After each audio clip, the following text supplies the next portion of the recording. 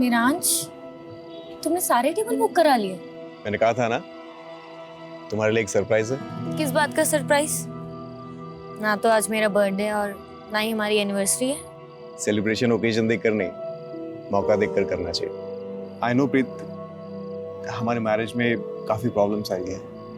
मैं हमेशा अपने काम में बिजी रहा और जब तुम तकलीफ में थी मैं तुम्हें समय नहीं दे पाया। चलो, फाइनली तुम्हें रियलाइज तो हुआ कि तुमने क्या किया है। जितने चाहे ताने मार लो, लेकिन प्लीज अपने दिल से कड़वाहट निकाल दो प्लीज। एक नई शुरुआत करते हैं ना प्रीत। प्लीज प्रीत, हमारे रिलेशनशिप को एक और मौका देते हैं ना प्लीज। क्या कहती हो? हाँ कहती हूँ।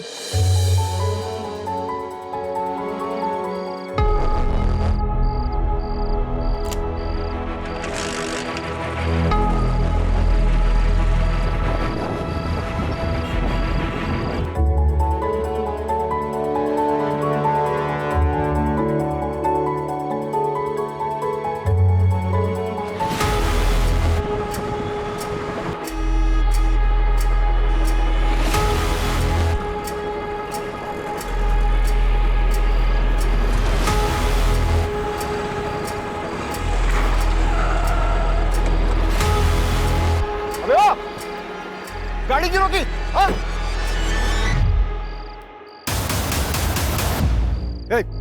क्या? नीचे रख।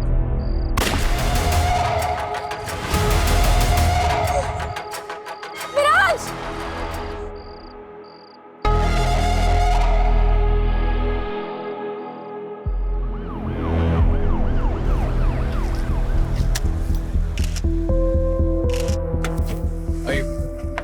मैडम, किलर का टारगेट महराज ही था।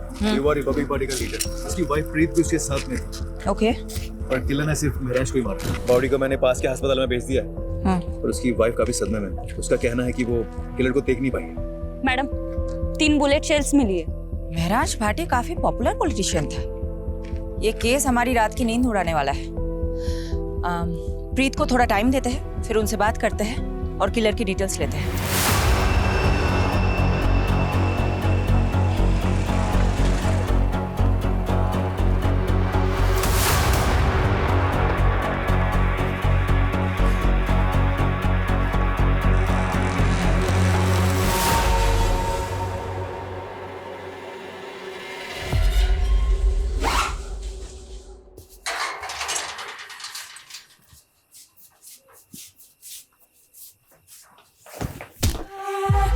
लवली दी, बैग लेके किथे जा रही हो? लवली दी,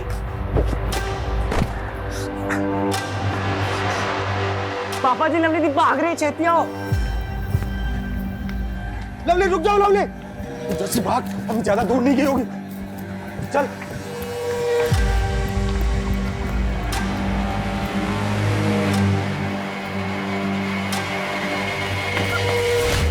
पूरे खानदान की नाक कटवानी चली है तू।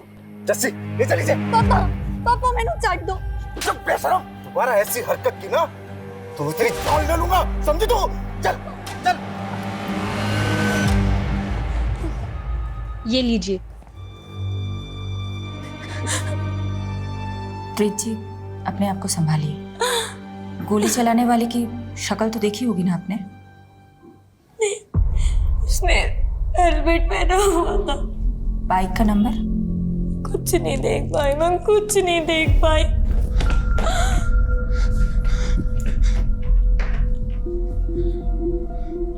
कुछ पता चला महराज का? बने संभाल। मैडम, मैं लोकेश, महराज का दोस्त। और ये बनी, प्रीत का भाई। महराज हमेशा से समाज से तारक था और अपने से ज्यादा दूसरों की फिक्र करता था। सही कह रहे हैं मैडम लोकेश जी तो बहुत सही आदमी थे। इस वक्त आप लोग बहुत ज़्यादा शॉक में हैं, लेकिन देखिए इस केस को हमें as soon as possible solve करना है, किलर को पकड़ना है। इसलिए महराज जी से जुड़ी कोई भी बात, वो चाहे पॉलिटिकल हो या पर्सनल, इस केस के साथ जिसका कनेक्शन हो सकता है, हमें बताने में प्लीज़ देर मत कीजिएगा। प्रीत, प्रीत देख, मैं जानता कि ठीक टाइम नहीं है, पर मैं क्या करूं? जिया जी के अंतिम संस्कार के लिए मुझे थोड़े पैसे चाहिए थे। तू तो मेरे हालात जानती है। कितने पैसे चाहिए? ये कोई 5-1 लाख। और देख, जिया जी लोकल हीरो थे यार, हजारों फॉलोअर्स थे उनके। अब सिर्फ घर में पूजा पाठ करने से तो नहीं चलेगा, एक आज सभा का आयोजन तो करना पड़ेगा ना। प्रीत जी की गाड़ी आ गई। मैम, आपके पति की मौत राजनीतिक षड्यंत्र के कारण हुई है। क्या आप अब राजनीतिक में कदम रखेंगी क्या? मैम बताइए मैम, प्लीज। Ma'am hello.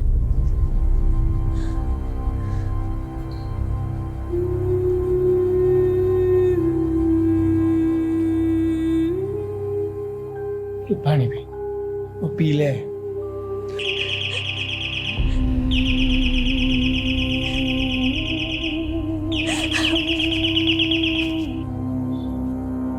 नहीं आएगा आपका मेराज, कितनी भी घंटी बजा लो। मर चुका है वो।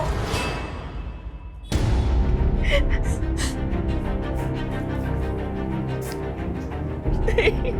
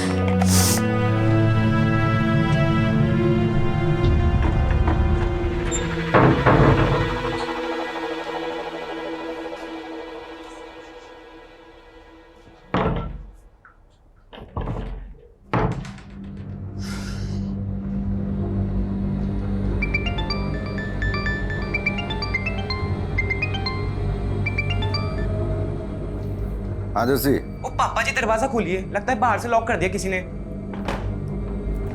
जर्सी, मेरा भी किसी ने दरवाजा बंद कर दिया। ये जरूर लवली ने किया होगा। हाँ मैं पहुंच गई हूँ, तुम कहाँ हो?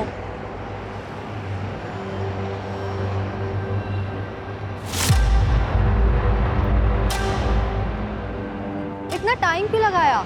ओए सूरजमुखी, प्यार का पहला खत लिखने में वक्त तो लगता है ना।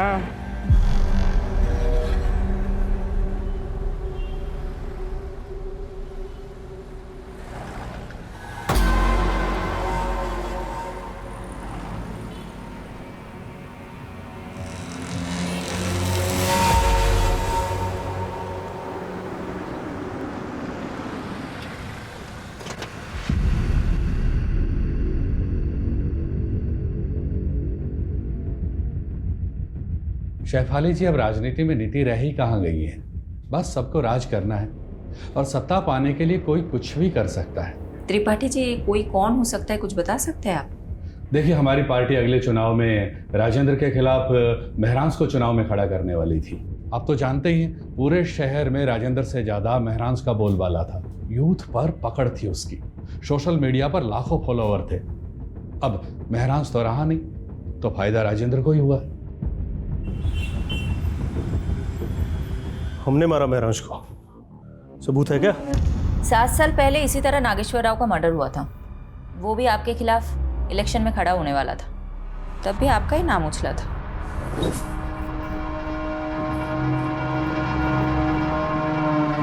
शेफाली सेन गुप्ता कपूर, वो क्या है ना शेफाली, महरांश का हमसे कोई मुकाबला नहीं था। और वो अंग्रेजी में क्या कहते हैं, फिलोसफी। उसकी फिलोसफी में ही गड़बड़ थी। जिस देश में लोग जाति और धर्म के नाम पर चुनाव लड़ते हैं, उस देश में वो शिक्षा और इलाज की बातें कर रहा था। उनकी फिलोसफी लोगों को काफ़ी पसंद भी आ रही थी। कहीं इसलिए आपने उसे गोली तो नहीं मरवा दी? एक काम करो शेफाली, पहले सबूत लेकर आओ और फिर हमें गिरफ्तार करो। छोड़ो ना शेफाली, ये बेकार की मरने मारने की बातें। काफी देर से वेट कर रही थी ना तुम, और वैसे भी तुम्हारी ये जो वर्दी है ना, इसमें बहुत गर्मी होती है। एक काम करो, आराम से बटन वटन खोलो और पांव पसार कर बैठ जाओ। ये हमारा पर्सनल कैबिन है। ना ही तो यहाँ कोई सीसीटीवी कैमरा है और ना ही कोई कार्यकर्ता आता है। ये रमा है और जो हमारे करीब रहता है उसकी तरक्की और तबादला दोनों बड़े आराम से हो जाता है। तुम भी आकर बैठ के देखो ना, कितना मजा आता है जिंदगी का। लंगोट में रहना सीख ले रजिंदर। आज जमीन पर पड़ा हुआ है, कल हॉस्पिटल में रहेगा तू। छोड़ूंगा नहीं मैं तुझे। तूने राजेंद्र सिंह को मारा है। अच्छा, सबूत है तेरे पास? वैसे तो यहाँ पे सीसीटीवी भी नहीं है। मेहरांश पढ़ाई में अव्वल था, यूपीएससी क्लियर की और आईपीएस की ट्रेनिंग छोड़ के राजनीति में लग गया। हमारे मोहल्ले में सब यही एग्जाम्पल देते थे कि बनना है तो मेहरांश जैसा बनो, क्योंकि उसने जो भी फैसले लिए सब सही थे सिवाय एक के। कौन सा फैसला? प्रीत से शादी का। क्यों, ऐसी क्या प्रॉब्लम प्रीत? सर आप ही सोचिए, एक से शादी करता है क्या वो? प्रीत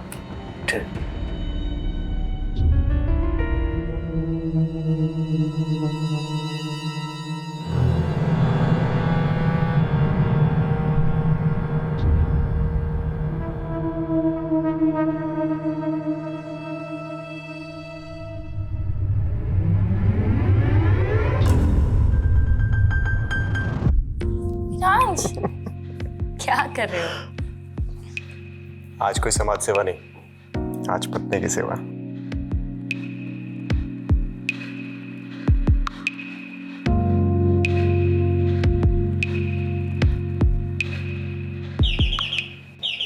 आया माँ। मामा क्या हुआ? बेटा इधर। क्या हुआ माँ?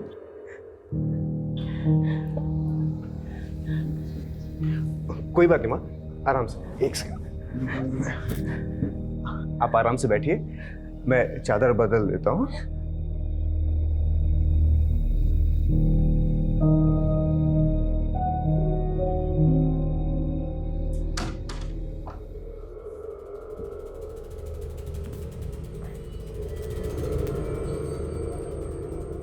I'm sorry प्रीत, वो माने। मिराज प्लीज, कोई मेहरबानी मत करो मुझ पर। अभी फिर से बेल बजेगी और तुम स्कूल के बच्चे की तरफ भागते हुए जाओगे। प्रीत, ये तुम किस तरह की बातें कर रही हो? अरे मेरी माँ है वो, मेरा फर्ज बनता है उनकी देखभाल करना। और मैं तुम्हारी बीवी हूँ मेहरांश, बीवी की तरफ तुम्हारा कोई फर्ज नहीं बनता। प्रीत, मैंने आज तक कभी तुमसे कुछ नहीं छुपाया। तुम पहले से जानती थी मेरी लाइफ के बारे में। बेहतर होगा तुम एक्सेप्ट करना चालू कर लो।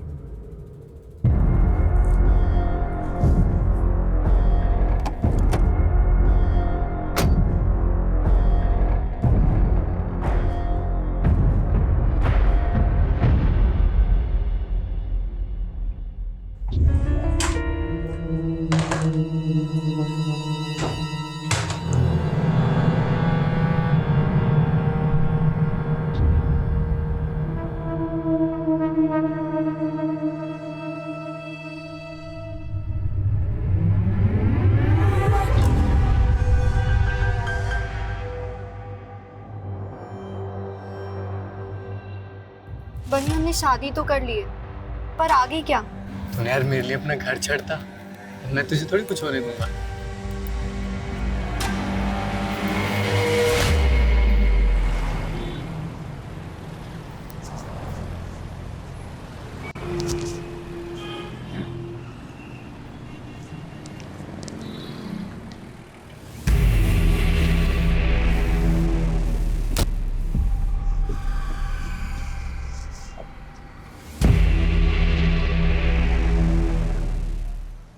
यही कार चोर है लक्कू।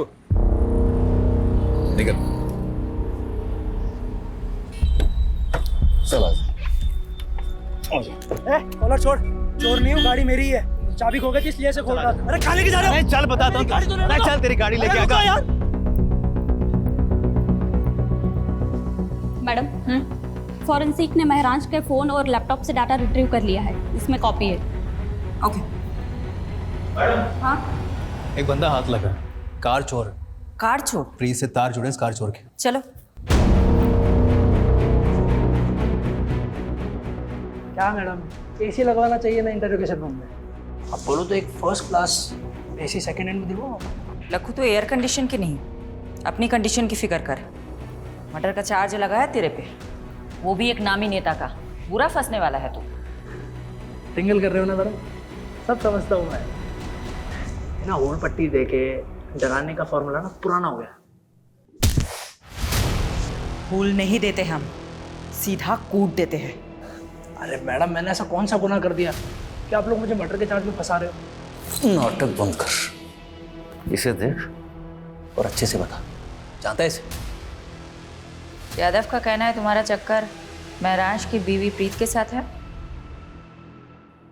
देखा यादव, मैंने कहा था ना, लखू जैसे फटीचर आदमी के साथ प्रीत का चक्कर हो ही नहीं सकता। ओ मैडम, फटीचर नहीं हूँ मैं, महीने का 1,00,000-1,50,000 कमाता हूँ, और वो प्रीत क्या मुझे पालेगी? उल्टा मैं उसके खर्चे उठाता था। सच आ गया ना जुबान पर। अब बता, कार चोरी करते करते प्रीत को कैसे फंसाया? ओ, शादी से पहले मैं प्रीत को अप्लाई करता था। नशे की लत थी प्रीत को, उसे माल मिलता था और मुझे मजे। लेकिन प्रीत के भाई बनने को जब हम दोनों के बारे में पता लगा तो उसने महराज के साथ उसकी शादी कर दी। धीरे धीरे उसके नशे की लत भी छूट गई, दिल तोड़ के चली गई वो मेरा। बस उसी दिन से मैंने भी लाइन छोड़ दी। ओए मजनू, प्रीत के कॉल रिकॉर्ड से पता चला कि तू शादी के बाद भी उससे बात करता था फोन पे। साहब, प्रीत ने खुद मुझे ढूंढा था सोशल मीडिया पे, फिर कॉल भी किया था मुझे। लक्कू प्लीज मेरी बात सुन, मैं सच में तुझसे बहुत प्यार करती हूँ। तू मुझे यहाँ से कहीं ले चल, कहीं दूर चलते हैं ना हम दोनों। एक बात और, मैं अकेले नहीं आऊंगी, मिरांज के दिए हुए पैसे और गहने लेकर आऊंगी। प्रीत, थोड़ा वेट कर, मैं कुछ करता हूँ। अच्छा प्रीत, वो गहने कितने के होंगे वैसे? महराज को शक हो गया था तुम दोनों पर, तुम दोनों का मिलना मुश्किल हो गया था, इसलिए तुमने महराज के मर्डर का प्लान बनाया। कुछ भी कहोगे मैडम, एक औरत होते हुए मेरी सिस्टर पे इतना घटिया आरोप लगाते हो, आपको शर्म नहीं आती? उस कार चोर ने कहा और आपने मान लिया। झूठ बोल रहा है वो, मेरे से पूछ लो, कहानियां बना रहा है। सच है, क्या है? सच है बनी, मेरा लक्कू के साथ अफेयर था। तो तेरा दिमाग फिर गया? लक्कू ने यह कबूल किया है कि उसने महराज को मारा है, प्रीत के कहने पर। ये झूठ है, और लक्कू से मुझे कोई प्यार नहीं था। मैं लक्कू का सिर्फ इस्तेमाल कर रही थी ताकि मैं मिरांज से अलग हो सकूं। पर क्यों? क्या आप पति पत्नी में रिश्ते अच्छे नहीं थे? मिरांज और मेरा प्यार से ज्यादा दया हमदर्दी का रिश्ता था। उसके लिए तो मैं सिर्फ एक सोशल प्रोजेक्ट थी जिसने मेरे जैसी नशे की मारी औरत का भला किया था। बनी, मुझे थैंक यू कहने की कोई जरूरत नहीं है। अरे मुझे तो इस बात की खुशी है कि मैं प्रीत से शादी कर रहा हूँ और एक ऐसी लड़की को नई जिंदगी दे रहा हूँ जो नशे की गिरफ्त में है। मिरांज द ग्रेट के लिए हम सब बेचारे थे। उसकी अपनी माँ, मैं, मेरा भाई, हम सब पर एहसान थे मिरांज के। बनी, तुम पर क्या एहसान था महराज का? मैडम जी सॉरी, इसका दिमाग फिर गया है। मैं ही बेरोजगार था, जिया जी ने तो मुझे मोबाइल स्टोर खुलवा के दिया था। मिरांज के दिल में सबके लिए प्यार से ज्यादा दया थी। वो ये भूल गया था कि रहम की जिंदगी एक वक्त के बाद घुटन बन जाती है, और उसी घुटन से बचने के लिए मैंने लक्कू की मदद ली थी। पर मैंने मिरांज को नहीं मरवाया। और जहां तक मैं लक्कू को जानती हूँ, वो भी ये सब नहीं कर सकता। प्याज की तरह पर्दे खुल रही हैं प्रीत। मुझे ऐसा लगता है कि ये प्रीत और बनी हमसे बहुत कुछ छुपा रहे हैं। मैडम, ये प्रीत और बनी दोनों भाई बहन पंजाब में लुधियाना के रहने वाले। चलो लग जाते हैं प्याज के पर्दे खोलने में, देखते हैं किसके आंसू निकलते हैं, प्रीत के या बनी के।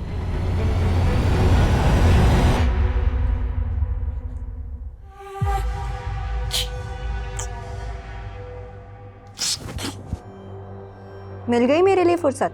मैंने तो तू मिल गई। बहुत अकेला लगता है पूरे दिन भर तुम्हारे बिना, और तुम वो इतना लेट घर आते हो। अच्छा एक बात बताओ, पूरे दिन भर मोबाइल स्टोर पे ही रहते हो या कोई और चक्कर में फंसे हो? एक बार देखना तुम, इतनी फ्रेश हो ले तुम, फिर साथ में खाना खाएंगे, है ना?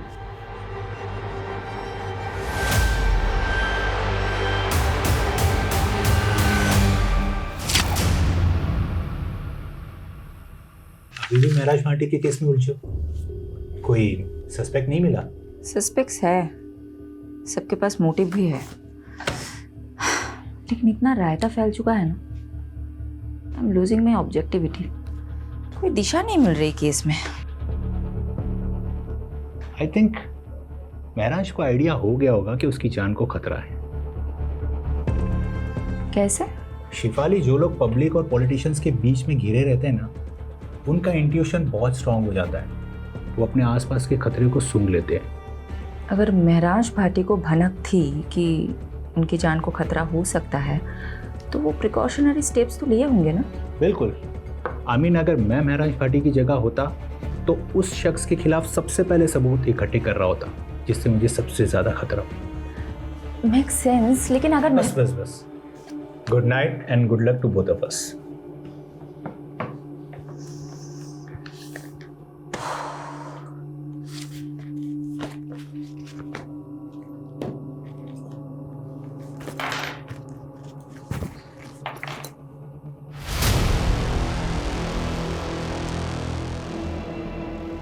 मैडम, फॉरेंसिक ने महराज के फ़ोन और लैपटॉप से डाटा रिट्रीव कर लिया है, इसमें कॉपी है।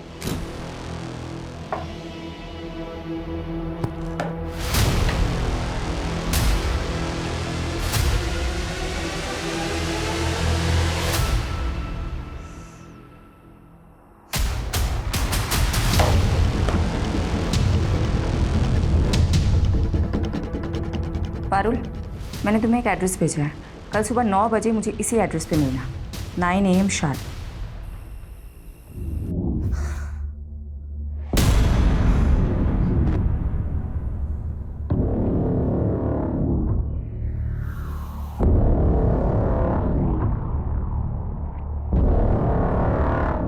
महर, आई रियली लव यू।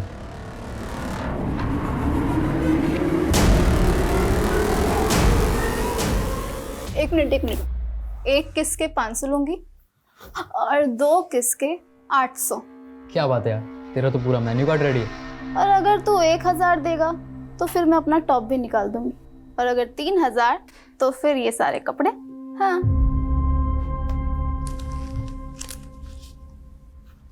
ये मेरा पर्स तेरा, तेरा पूरा मेन्यू कार्ड मेरा। मेहर, कौन है अंदर? तू यहीं रुक, मैं अभी देख कर आती हूँ। क्या है? ये लड़का कौन है? पीछे हटो। कौन है? क्या कर रहा तुम्हारे कमरे में? कौन है तू? और ये पैसे? चल निकल यहाँ से। जा रहा है या? ये क्या है? हैं? क्या है ये? तुम नशा करती हो?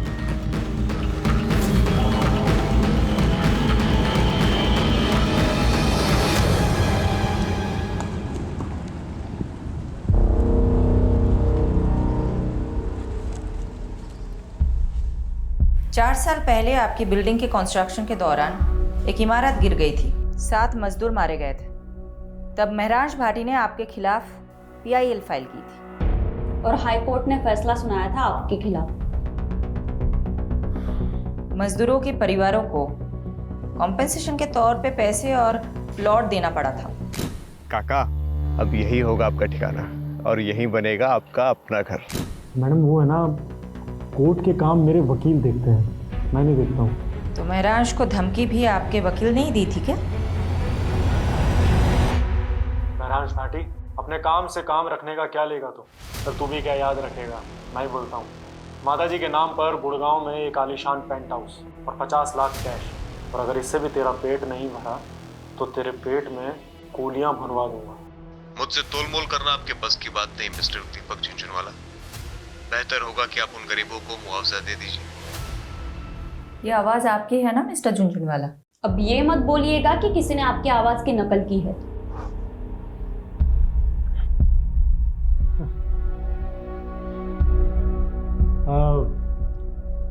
हाँ, आवाज़ तो मेरी है मैडम, मगर आप कुछ प्रूव नहीं कर पाएंगे इससे। अब इतना कानून तो मैं भी जानता हूँ कि ये कोर्ट में audio recording as evidence admissible नहीं होती। मिस्टर झुंझुनवाला, कोर्ट तो बहुत दूर की बात है, मैं आपको डिटेल में बताती हूँ हम आपके साथ क्या करेंगे। तो तेरे घर पर तो मैं सीबीआई और ईडी की रेड करवाऊंगा, बर्बाद कर दूंगा तुझे। और अगर ऐसा ना हुआ ना तो मेरा नाम झुनझुनवाला नहीं। यहाँ तेरी कोई नहीं सुनने वाला, और अब तो विटनेस भी है तेरे खिलाफ। तू तो अब गया। कौन विटनेस?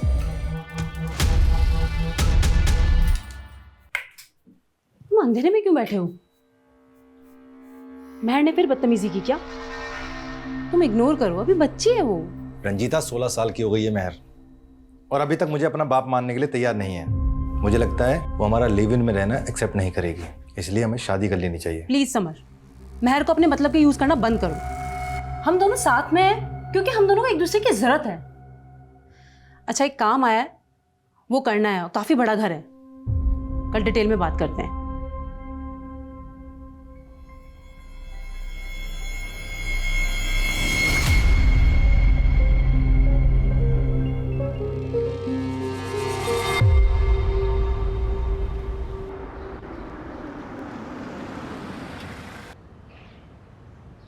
यादव जी, प्रीत थी, लेकिन रिहैब के बाद उसकी हालत में काफ़ी सुधार था। ऑन रिकॉर्ड तो उसके खिलाफ और कोई केस है नहीं, लेकिन हाँ, प्रीत के भाई बनी के खिलाफ कुछ ही टाइम पहले एक केस फाइल हुआ था। बनी के खिलाफ क्या मामला था? किडनैपिंग का। ये रही उस केस की फाइल। आंटी प्लीज कुछ खा लीजिए। महरांज कहीं भी होगा आपको इस हाल में देख के बहुत दुखी होगा। लोकेश, अब तुम्हें माँ जी की फिक्र करने की कोई ज़रूरत नहीं है। मैंने इनके लिए फुल टाइम नर्स अपॉइंट कर दी है। तुम नहीं भी आओगे तो चलेगा। प्रीत, माँ जी को नर्स की नहीं अपनों की जरूरत है। तो इनकी अपनी मैं हूं ना, बहू हूं इनकी। इनका ख्याल कैसे रखना है वो तो मुझ पर छोड़ दो। अब तो बनी भी यही है, वो भी माँ जी का ध्यान रखेगा। तुम जा सकते हो।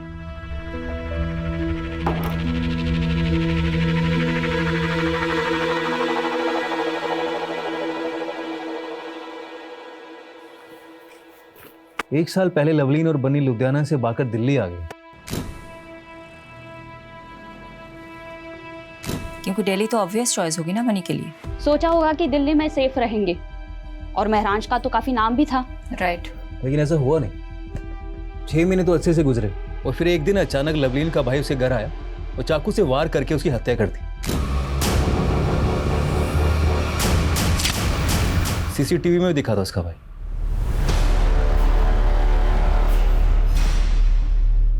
मैंने मारा है अपनी बहन लवलीन को। बहुत बड़ा पाप हो गया मुझसे, और इस पाप की सजा मैं खुद को दे रहा हूं, अपनी जान ले रहा हूं।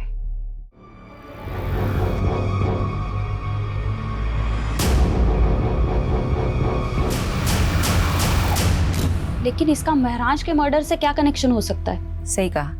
यादव, तुम्हें कोई लिंक मिला? अभी तक तो नहीं मिला।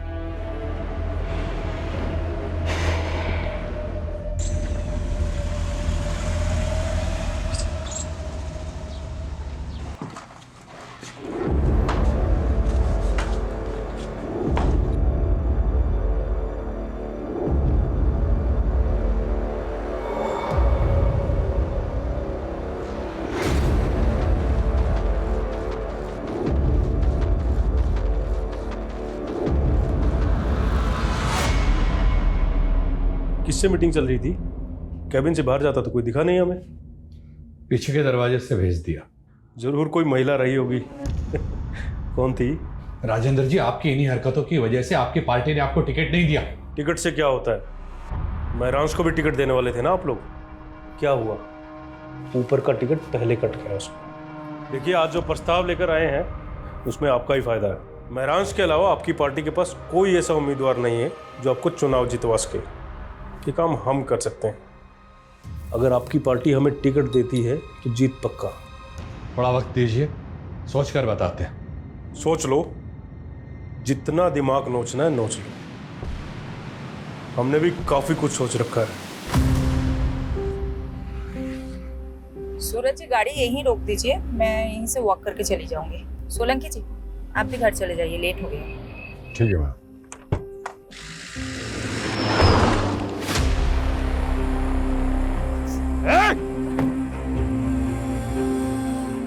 मैडम, आप ठीक है? हाँ हाँ, देखिए किसकी गाड़ी है। कंट्रोल रूम, एक सिल्वर कलर की कार अभी अभी गांधी रोड से गुजरी है और उस पर नंबर प्लेट भी नहीं है।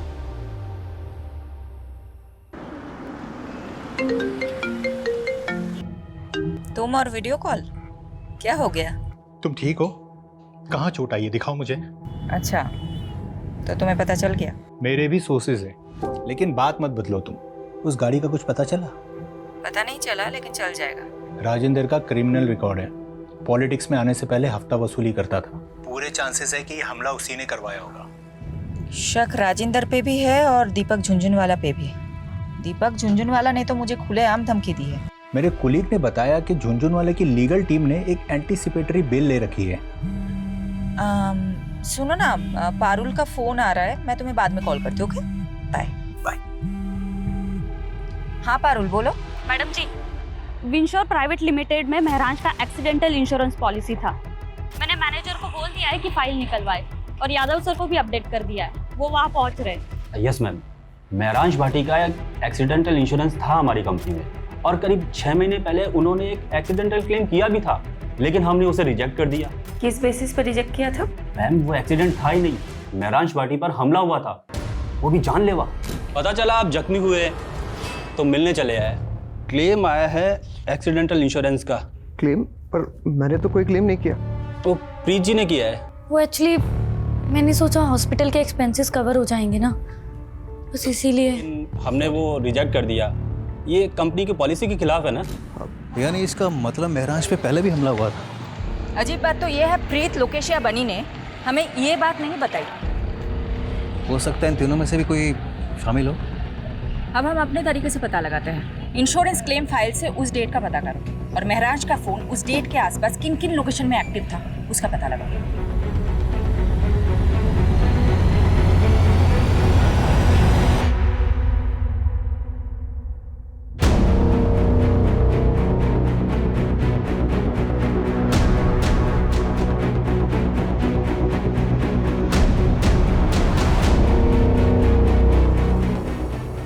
मैडम, युवा रिपब्लिक पार्टी की त्रिपाठी ने अचानक प्रेस कॉन्फ्रेंस बुलाई है कैंडिडेट का नाम अनाउंस करने के लिए। बहुत सोच विचारने के बाद सर्वसम्मति से हमारी पार्टी ने यह फैसला किया है कि महरांश भाटी की जगह इलेक्शन का टिकट उनकी पत्नी प्रीत भाटी को दिया जाएगा।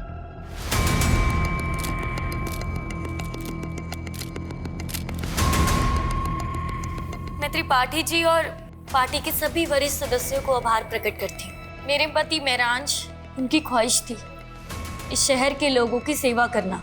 तो क्या टिकट पाने के लिए प्रीत ने महराज को रास्ते से हटाया होगा? साथ ही मैं दिल्ली पुलिस से भी दरख्वास्त करती कि मेरे पति महराज के कातिल को जल्द से जल्द पकड़ा जाए। और आप सब लोग। हाँ यादव, कुछ मिला? मैडम, एक हिस्ट्री शीटर है केदार कामले, 4 महीने से फरार चल रहा था। तुम पहुंचो, मैं पेपर वर्क तैयार करके तुम्हें वही डायरेक्ट मिलूंगी।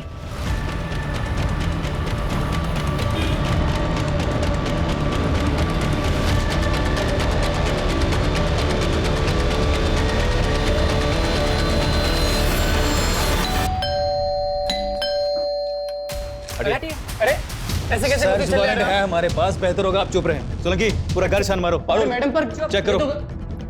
पारुल, अरे सर, ऊपर कहाँ जा रहे हो? अबे चुप कर। अरे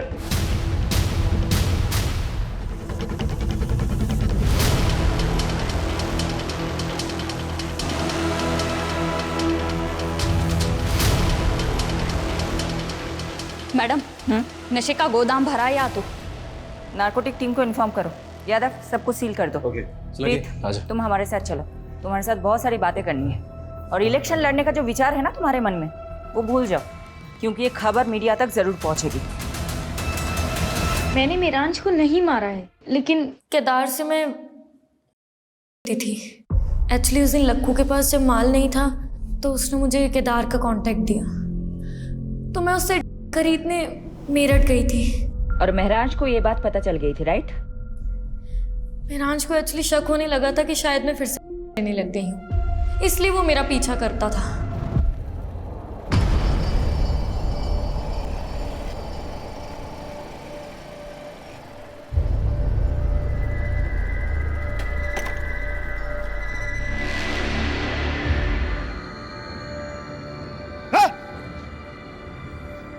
क्या हो रही? हाँ? क्या हो रही? अगर तुम्हें प्रीत को दोबारा ना, मुझसे बुरा कोई नहीं होगा, समझा? तू होगा दिल्ली का नेता और ये मेरठ है और यहाँ मेरा राज चलता है, समझा ना तू? चल निकल। तेरे तो लेकिन फिर भी महराज का इरादा नहीं बदला। और तुम तंग आ गई थी। तुम्हारे नशे की लत के आगे महराज दीवार बनकर खड़ा था, इसलिए तुमने उसे मरवा दिया, राइट? ऐसा नहीं है। क्या कोई पॉलिटिशियन इस काम में शामिल था जिसने तुम्हें महराज की जगह इलेक्शन में खड़ा करने का लालच दिया था? मैंने महराज को नहीं मारा, और जहाँ बात इलेक्शन में खड़े होने की है वो मैंने सिर्फ महराज की इच्छा पूरी करने के लिए किया। आप प्लीज मेरा यकीन कीजिए, इनफैक्ट मैं सच बोल रही हूँ। महराज जैसे आदमी में भी तुमने ऐब ही देखे, तुम पे कौन यकीन करेगा?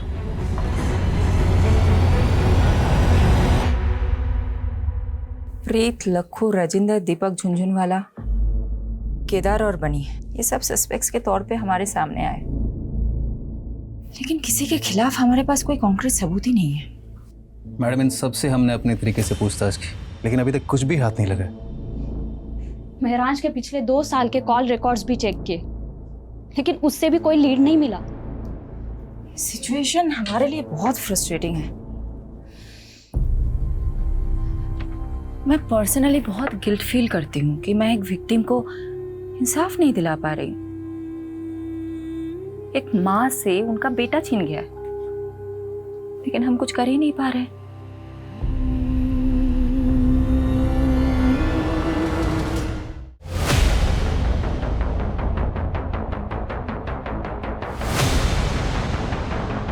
अरे मिट्टी डल गई उन सब पे, अब आपको और हमें बस आगे की सोचना चाहिए।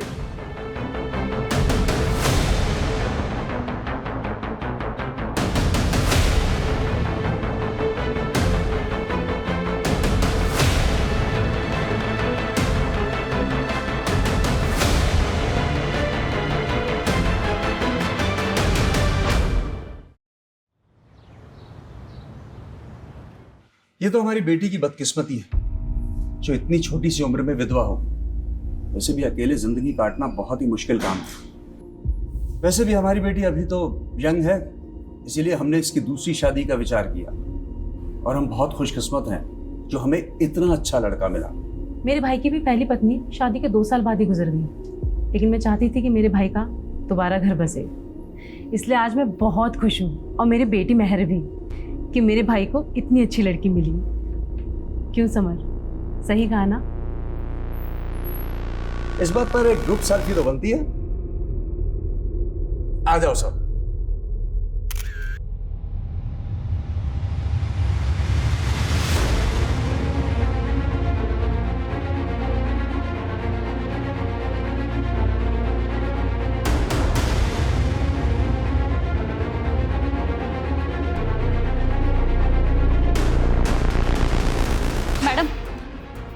एक पुराने केस की ताज़ा खबर लाई हूँ। कौन सा केस? महराज भाटी मर्डर केस। 1 साल के बाद क्या पता चला उस केस के बारे में? अभी अभी नोएडा में एक खबर मिली है जिसमें एक फैमिली है जो झूठी शादी के नाम पे लोगों को ठग रही थी। ये उनकी फोटोज है। नोएडा पुलिस ने इनके लिए लुकआउट नोटिस जारी किया है। कौन है ये तीनों, और महराज के साथ इनका क्या कनेक्शन है? मैडम, इस फोटो में जो दूल्हा है ना, इसकी शक्ल को ध्यान से देखिए, हमने इसे पहले भी देखा है। याद नहीं आ रहा है, कौन है ये? कहाँ देखा था इसे? लवलीन, जिसका मर्डर उसके कजिन ने किया था। याद है मैडम? सीसीटीवी फुटेज में हमने उसका चेहरा भी देखा था। ये दूल्हा वही है, लवलीन का कजिन दलबीर। दलबीर कहीं वही तो नहीं इसने बाद में सुसाइड कर लिया था? जी हाँ सर, कुछ तो बहुत बड़ा झोल है इस केस में। यादव, पारुल, ढूंढ निकालो इन तीनों को। जी मैडम।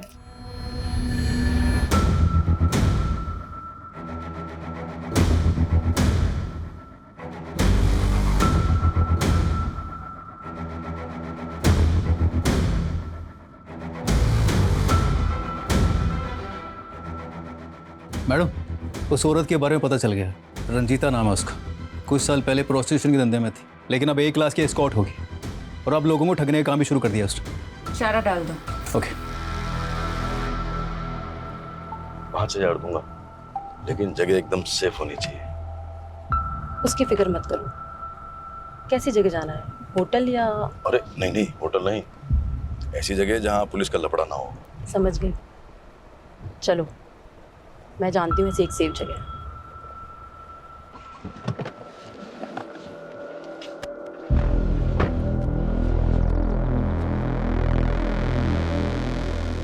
ये है मेरा घर, सबसे सेफ जगह। इससे सेफ एक जगह और है।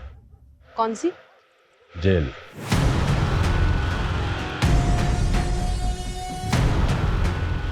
वरुण,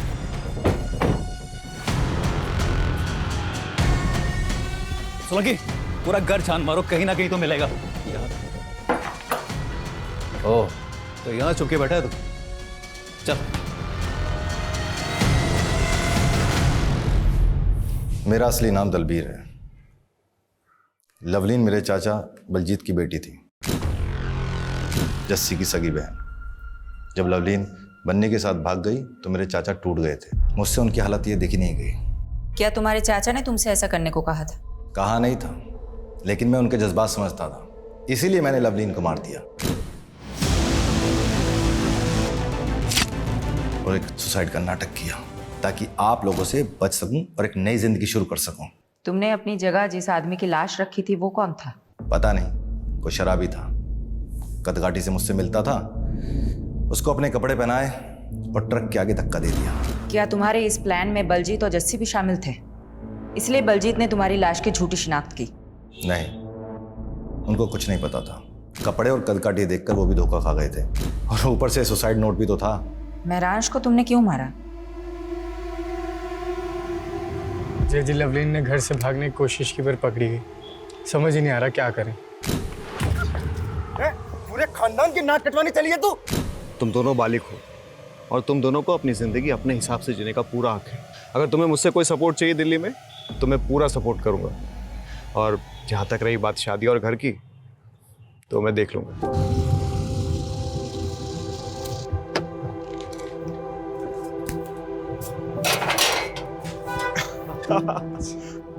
जीते रहो, जीते रहो, मुबारक हो। अब आज से यह है तुम दोनों का नया घर। आओ, और किराए की बिल्कुल फिक्र मत करना। 3 महीने का एडवांस मैं पहले ही दे चुका हूँ। शुक्रिया महराज भैया, अगर आप नहीं होते तो हम दोनों कभी एक नहीं हो पाते। और तुम दोनों की शादी की अर्जी मैंने कोर्ट में ऑलरेडी डाल दी है, और जल्दी तुम दोनों हस्बैंड वाइफ बन जाओगे। लवलीन कभी अपने प्लान में कामयाब नहीं होती अगर वो महराज उन दोनों को सपोर्ट नहीं करता। मेरे चाचा को जो दुख पहुंचा, मेरे खानदान पर जो कालिक लगी, उसका जिम्मेदार महराज था।